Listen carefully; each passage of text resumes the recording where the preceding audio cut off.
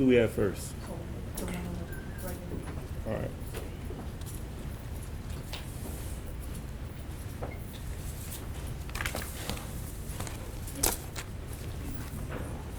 Mr. Coleman, give me a second. There's some information here on this sheet that I'm going to need you to sign for me. I'm going to give you a copy of it. Counselor, good afternoon. How are you? How you doing, Judge? Good.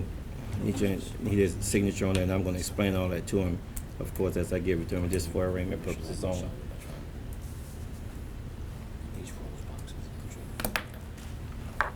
Victims. Yes, sir.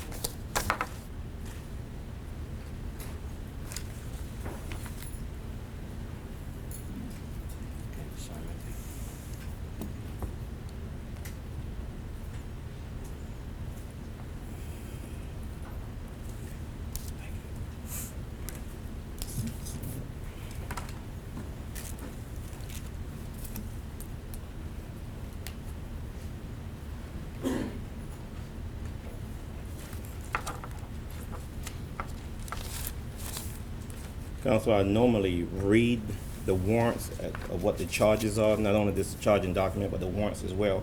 Are you waiving of me reading these warrants? We are, Your Honor. We're waiving reading of the warrants. Thank you very much. Mr. Coleman, arrest warrant 2016-838-107-00645 is charging you with the offense of obstructing justice. You understand that charge?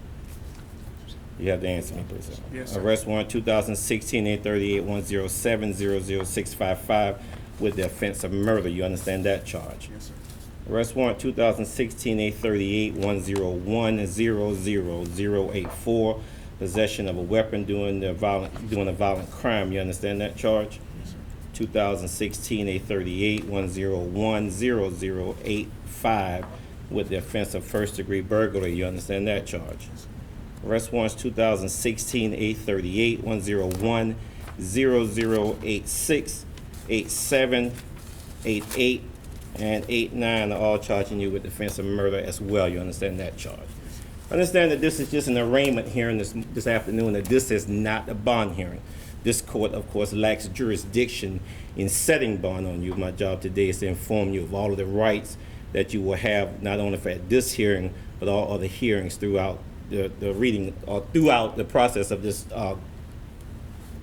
the charges here that you have. I apologize. You understand, of course, that you do have the right to remain silent. Anything you say can and will be used against you in the court of law. You understand that you do have the right to have your attorney represent you. And at this point, counsel, I see that you're here. You understand that you have the right to be present at your trial. If you're not there, the trial, of course, is going to proceed in your absence. Failure to appear at that trial is going to result in additional charges, especially if you are found guilty of the current charge. You have a right to a preliminary hearing. If you request it, you or your attorney must send it to the address listed there within 10 days after your bond hearing. You have the right to have an attorney represent you at the trial. If you're not going to use the services of this attorney, you do have the right to make that application, send it over to the clerk's office, and they will make a determination whether or not you qualify for that attorney. You also have the right to a jury trial, and if you request that, you have to submit that to the court in writing. You understand that? Any questions from me? All right, anything on behalf of the victims? Yes, sir. As you can note in the courtroom today, every family member is represented that is mentioned in this particular case. They are aware that it is an arraignment.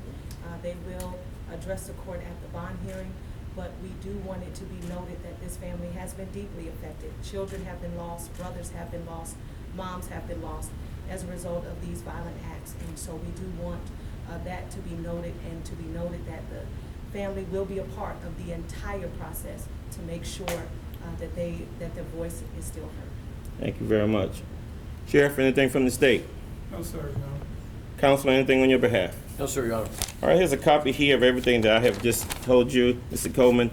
If you have nothing else at this point, and we'll proceed to the next hearing. Thank you very much.